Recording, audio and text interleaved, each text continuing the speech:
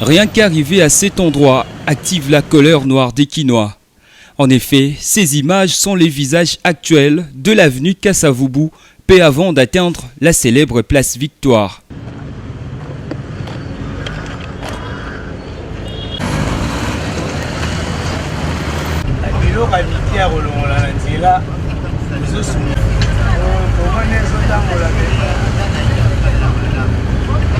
La chaussée est complètement détruite, la crévasse ne permet plus aux véhicules de passer et même les taxis-motos réputés passe-partout ont du mal à s'effrayer un chemin. Les piétons, eux, développent de l'imagination pour atteindre Victoire.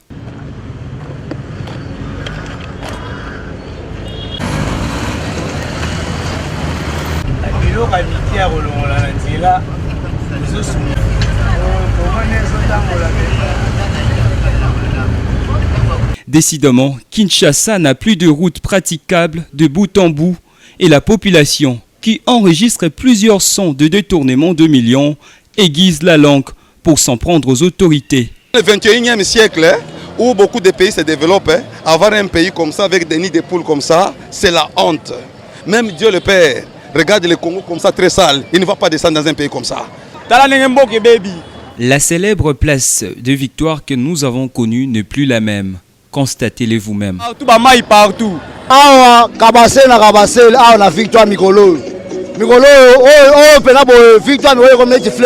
Il n'y a plus moyen de bien circuler dans cet endroit.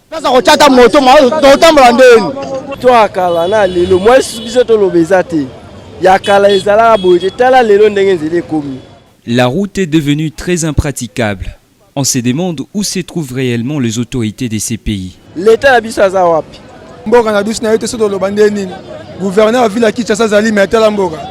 Nous, motocyclistes, n'avons même plus d'endroit pour garer. C'est déplorable. Comme la Tour Eiffel pour Paris, l'opinion se souviendra qu'arriver à Kinshasa sans passer par la place Victoire était synonyme d'avoir raté son voyage au Zaïre, devenu République démocratique du Congo. Les habitants de l'avenue Kimwenza dans la commune de Kalamu vivent dans des conditions difficiles. Depuis plus de 2 ans, cette population peine à se déplacer à cause des eaux stagnantes qui envahissent la chaussée, rendant la circulation presque impossible. Les usagers de ces tronçons lancent un appel pressant aux autorités compétentes pour une intervention urgente, afin de réhabiliter cette voie devenue impraticable.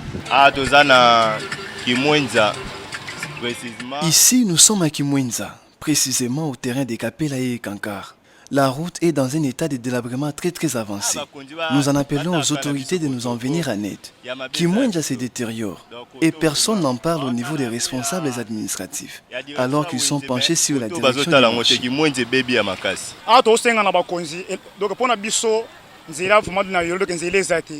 À Yolo, il n'y a pas de route. Nous avons tous les documents de l'État. Nous payons tout ce qui est exigé pour mériter des bonnes routes. Mais ça ne marche toujours pas.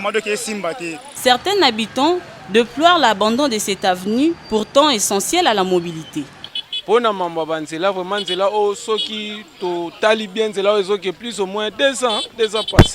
En ce qui concerne les routes, cette avenue, voilà 2 ans qu'elle est délabrée.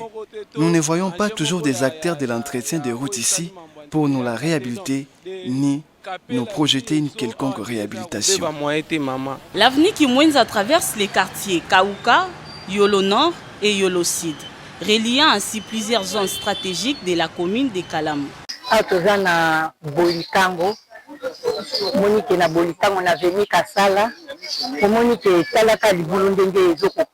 Pasuki makasi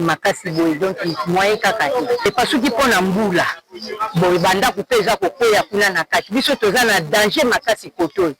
yango tozo senga na bino te boya ko bongisela biso nzela oyo ba mai ezo yaka ezo kita nyonso te ezo ko pasola e banda ko eza kokoya nyonso tu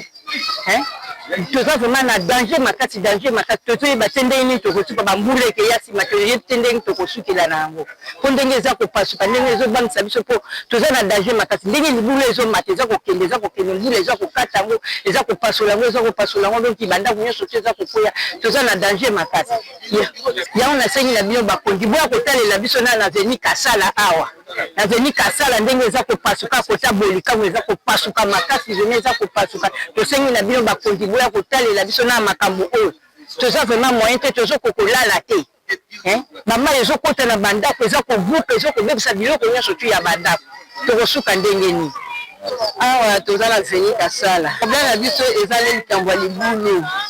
mbula oyo ndenge ezoyela donc nzela oyo batie awa oyo bazobongisa nzela ya lalu seigneur basala nzela na bango ya mai ya kokita kuna bandako babuka kuna likolo na nzela ya prince maternité ekita kotoyo mai wana nyonso kote maternité ezokitela biso awa direct biso kote tokoma souffrir mai so kaka mbula ebandi tofandaka na bandako te tofandaka toujours libanda mpona nini mpona mbula alors biso tozosenga nde président de la république soki apesi mosala donc na nini na compagnie moko boye ye moko azalaka mpe na suivi nango soki aza na suivi nango te mosala ekosalema te président de la république esenge atelema ye moko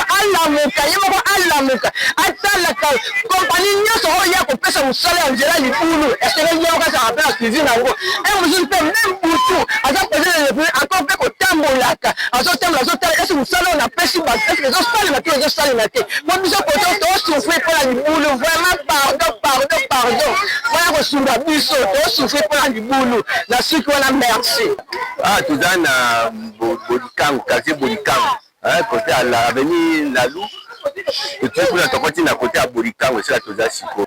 problème toza nango problème érosion société EAS et EAKO pour ça la misala kotala ndenge ebuki nyonso tout ça donc comme na insécurité mai nyonso eza kobuka likolo kuna eza déversé koto yango wana ezobuka awa service oyo yaki koentreprise koesala jusque là misala yango ezotambola te etambolaka te nous sommes abandonnés bazosala isu misala te bazosala kaka kote ya libulu kuna awa etikali ndenge wana donc ça c'est un cri d'alarme tozolancer que tozali na insécurité l'un de ces matins partout tokokende ya problème toza na message ezali kaka ke babongisela biso place wana surtout en attendant place ya mission wana bakangi mai ekei kuna esika bazosala misala pour que biso te se sentir un peu sécurisé sinon yo moko tala yo moko soki si rien n'est fait alors tokozala wapi sans problème toza nango et bien érosion mais côté entreprise c'est bazo occupé te tokoki kobenga tokoloba mais rien ne se fait awa tozali na quartier Matadi Kibala parce que balabala mopepe ki érosion oyo eza déjà kotimuka ba journaliste baleka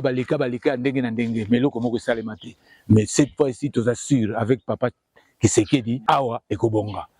toza ba victime toza ba sinistré pour subir conséquences moko ya monene koleka mapango ebukani bato bakufi bakundi bango na ba remorque alors mokili mobimba yebi papa Fatia ayaki même kotala biso ndenge tozali kolandela pote boya l'état koma pote aya kotia maboko po libulu ezali libulu ya biso tokoki yango te mais avec l'état c'est sûr mais nakuta libulu ezalaki avanga ba 1900 mais loko moko salema ezali te mabulu oyo vraiment en tout cas salami na bambule belé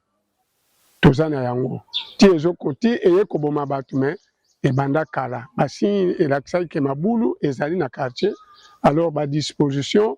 ba l'état nyonso eleki en tout cas tomoni mpenza bachute te yango nde ezali kokontinue koboma bato tosengi ete président na biso Fati en tout cas nzambe aponi yo parce que premier président civil yo lisusu civil alors tala sikoyo nzambe yo